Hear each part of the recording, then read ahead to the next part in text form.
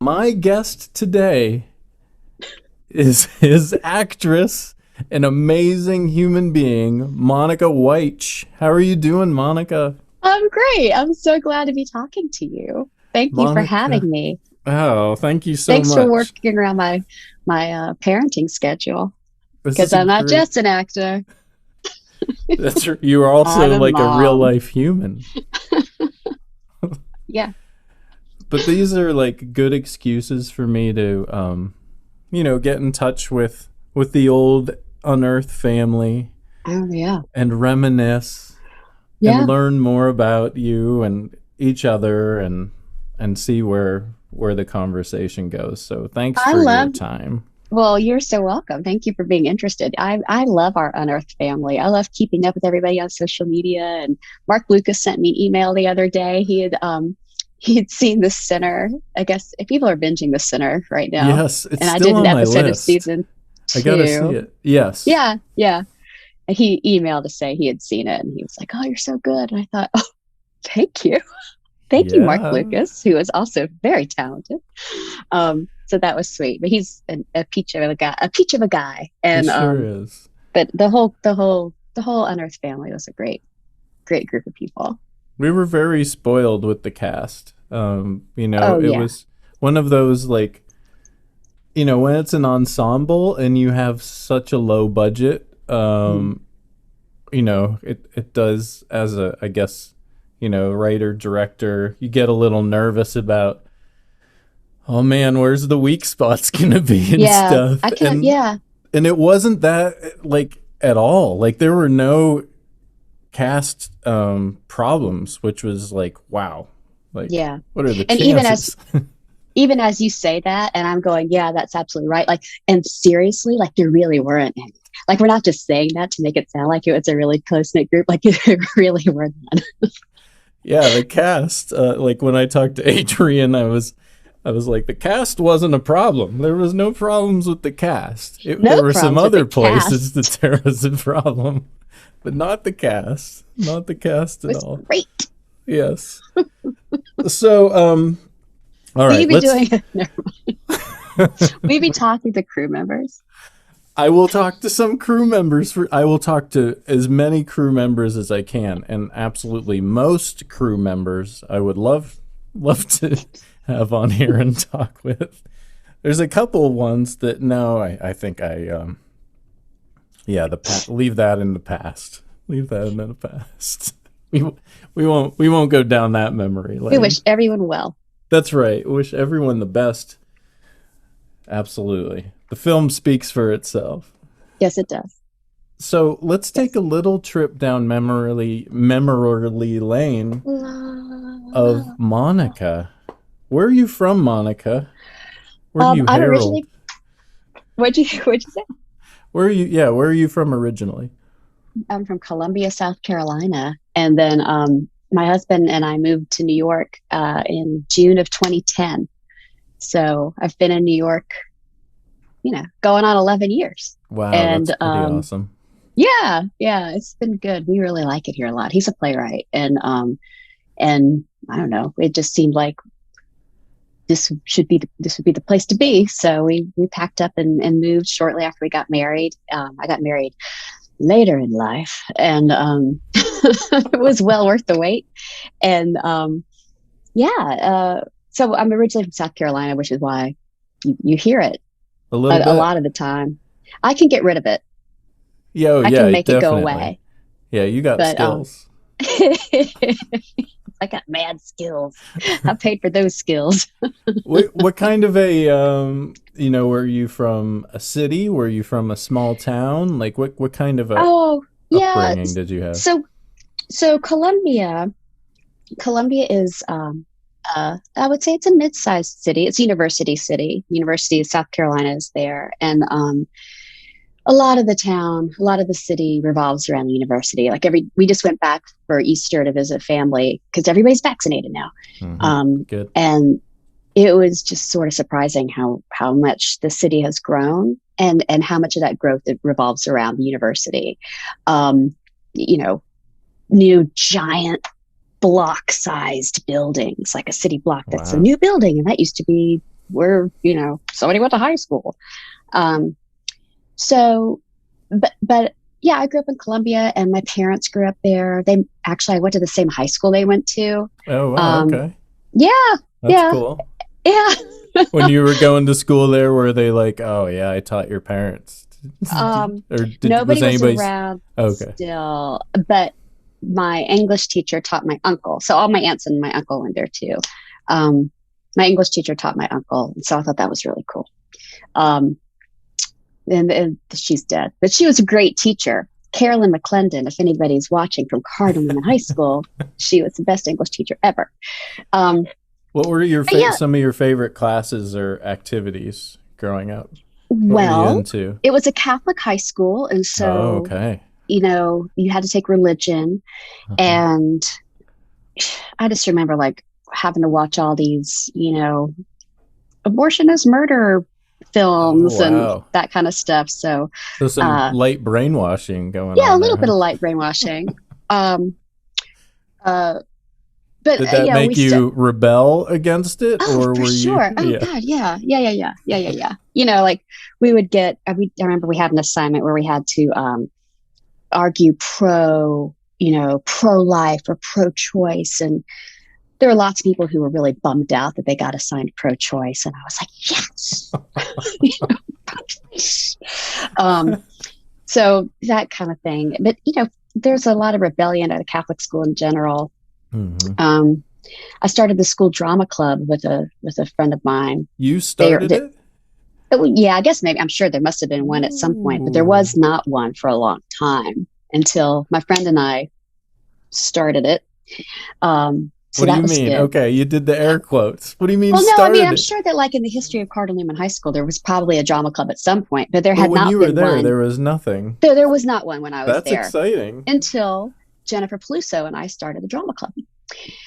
And Because you and it, wanted to act. yeah, oh yeah, yeah. My dad was uh, his second wife, my former stepmother, um, did a lot of community theater, and my dad stage managed a lot. So when I would go and visit him, I would hang out Uh-huh. backstage at the plays, and in Florence, South Carolina, which is it's probably smaller than Erie.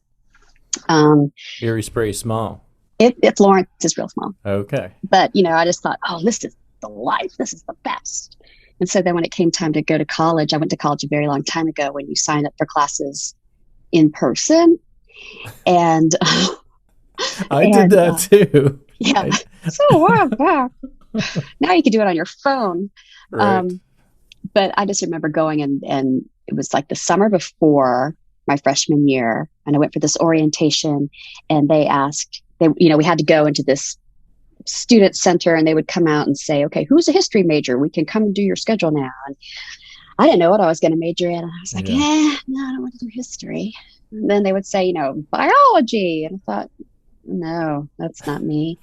And they said education. I thought, huh, maybe I'll do. And then they said, theater. And I went, oh, that's my jam. I'm going to do, that's what I'm So going to do. you almost went into education.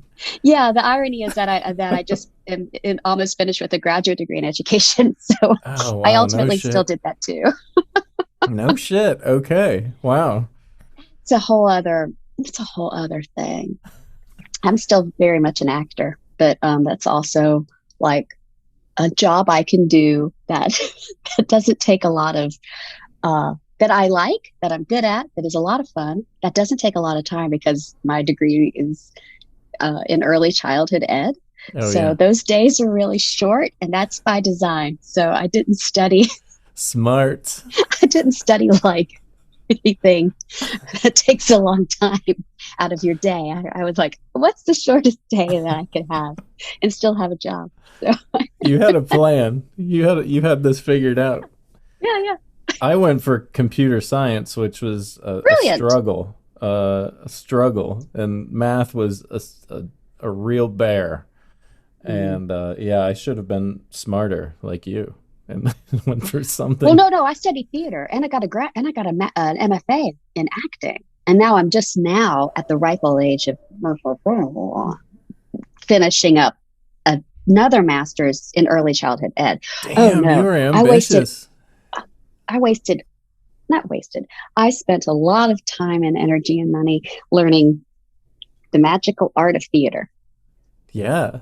And now I'm spending lots of time, energy, and money learning the magical art of early childhood education. So I'm really focused on those things that are really, really lucrative and incredibly easy to find jobs in. Is there High sarcasm paying, there? Is there some yeah, sarcasm I'm sensing? yeah, super high paying jobs. But you love it, I do love obviously. it. I like both those Yeah. things very much. Okay, so you go to school for theater Hmm. and you jump right into the MFA after that? Oh God, this is such a Was long. there a How long little, is this podcast? I don't know. No. So I went to the College of Charleston in Charleston, South Carolina, Okay. initially, which is a beautiful, beautiful town. And at the time, and I'm sure still, was a lot of fun and a lot of fun for somebody away from home for the very first time. Yeah, and a Catholic schoolgirl to boot. Woohoo! And Time time to cut loose a little bit. yeah, and class wasn't my thing. Gotcha. It wasn't my cup of tea. So it took me a long time to finish school. In fact, I stopped going to classes because I was working for a touring theater company based out of Okay. Charleston. So while And you I, were going to school, you were also touring and working. That's great. yeah, I mean, it wasn't like very glamorous. It was like across the Southeast. Like I think I did a kids show in Mobile, Alabama, New Year's Eve, Okay. like first night Mobile, but I thought I was living the dream. Yeah, you're So I working, thought, you're on the yeah, road oh yeah. acting. I mean, come on. That's I mean, I'm cool as playing Little hell. Red Riding Hood, but so what? That's cool as But hell. I thought, like, why am I going to school to learn how to do this when I'm being paid to do this? Um, so that didn't sit well. That didn't last long. And Uh-huh. then I had to finish school. And so then I realized that I needed to buckle down. And so I moved to Columbia back. I moved back home, Okay. back to Columbia. And did I live at home? No, I lived in an apartment. But Okay. anyway, so I finished at the University of South Carolina. And then because I was finishing all this is like nobody cares about what I'm saying, but I'm just going to finish this story Everybody cares. I because care. I want to know this stuff. Come because on. the classes that I still had to take were like the classes that I was putting off, like Yeah. any sort of science or math class. Yeah. I'd never really taken any theater classes at the University of South Carolina. So then when I was auditioning for graduate schools, and I got into some graduate schools out of state that would have been a good choice. They said at USC, they're like, don't you want to come here? We'll give you this much money and you could do this and this and this. That's And I pretty said, enticing. okay. And so I got my MFA from the University of South Carolina, which really was great in a lot of ways. These days, independent films rarely receive feature-packed releases, and we were excited for the opportunity to revisit Unearth with our amazing cast and crew.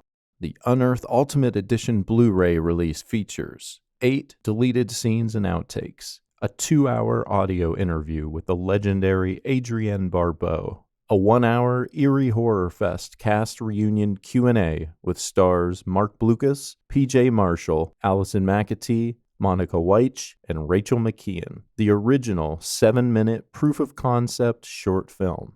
Composer Jane Saunders' isolated score. Film journalist Michael Guillen's feature-length commentary track. Other audio options include a 5.1 surround and stereo sound mix, and optional English and Spanish subtitles.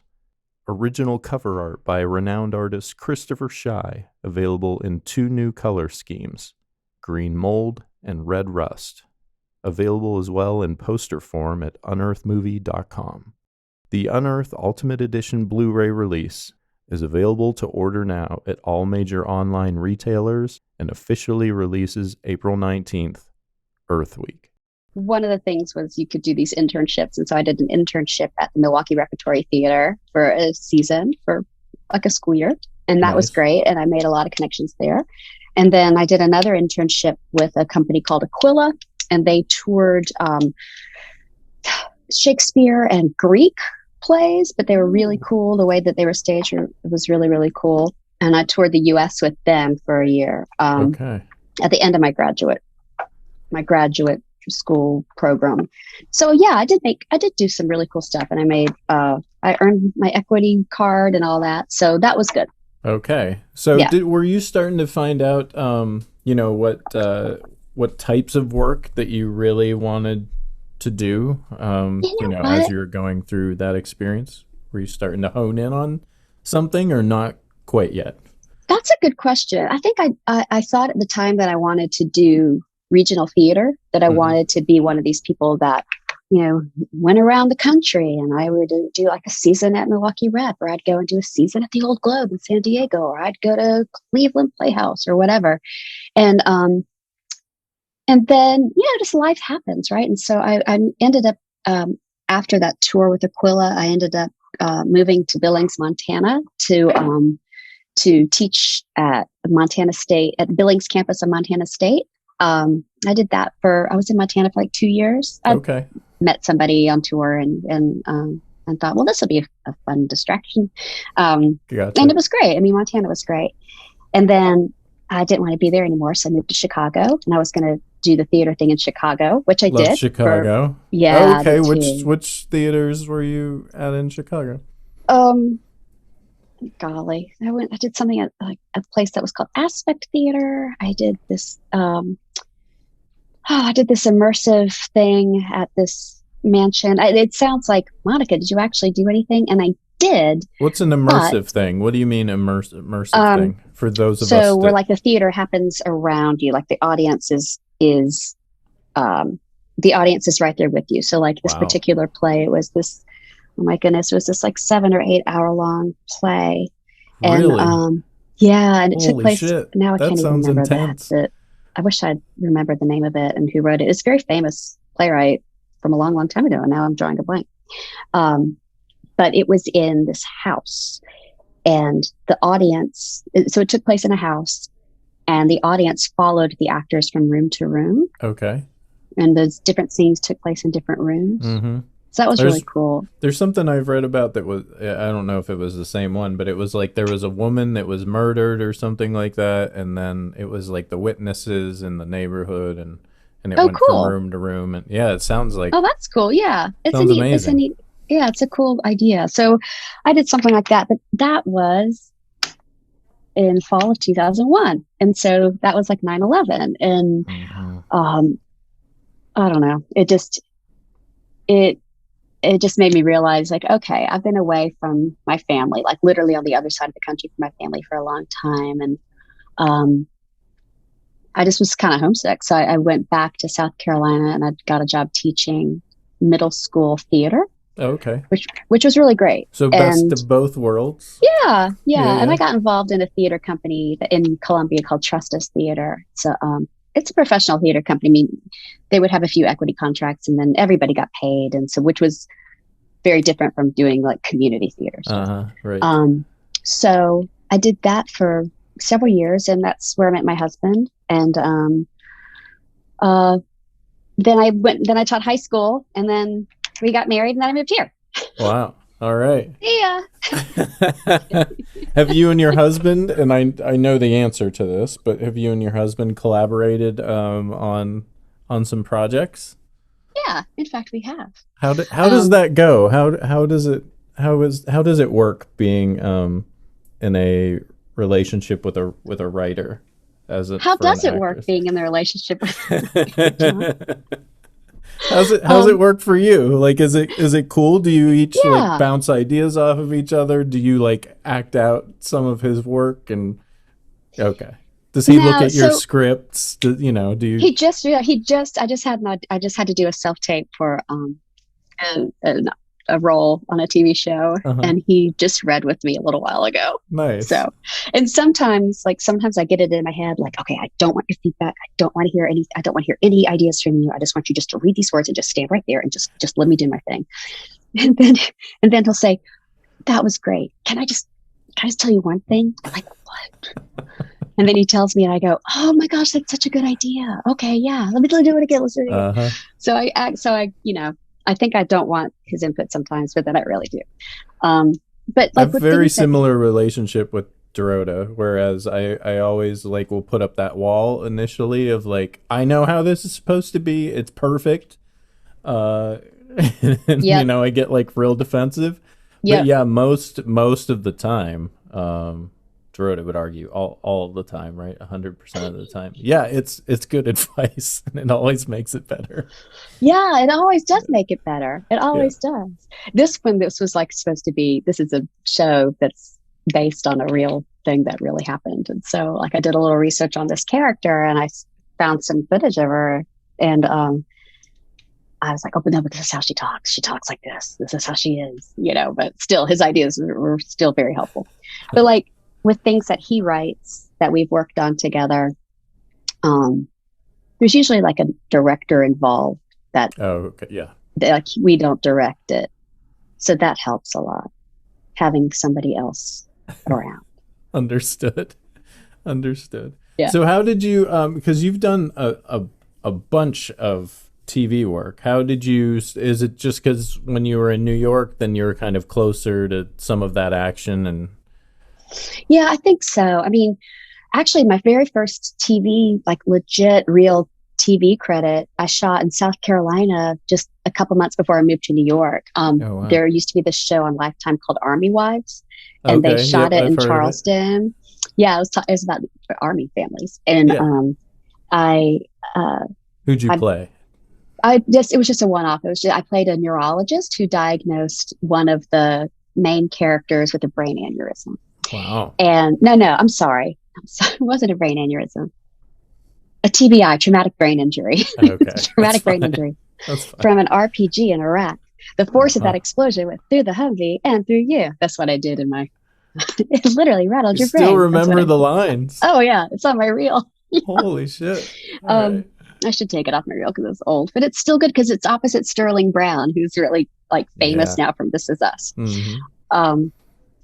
But I booked that and shot it in Charleston just a few months beforehand. In fact, when we first moved here, we didn't have a television, and it literally, that episode of Army Wives was airing like the night we moved to New York or the night after we moved to New York. So and we knew nobody. So we Dean, my husband, knocked on our neighbor's door upstairs and said, "Hi, we're your new neighbors.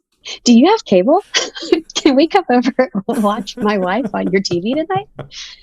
Well, yeah. So that's a way to meet the neighbors. Yeah. They're like, all right, we got famous neighbors. All right. But, you know, after that, you know, I just moved to New York and I've done some theater and stuff, but, you know, little things here and there. And it's some decent things here and there. But yeah, I just find that like being a parent, that the commitment, I get more bang for my buck in TV and film than I do with theater. Because theater is like such an investment of evenings and all day rehearsals and just so much time, you know. And then then you have a run of a show, and that's like 8 shows a week. And that's a lot being away from a kid. So yeah, of course, that's got to be difficult. It's got to be a challenge. Yeah. I think I remember you saying when like when you traveled for Unearth that you know, you hadn't been away from home too much recently, right? If I remember, like that is correct. Yeah. And then you came out in the woods.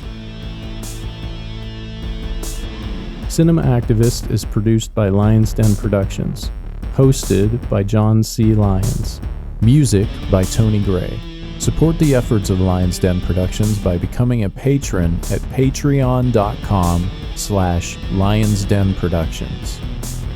Thank you for listening. We'll be back soon.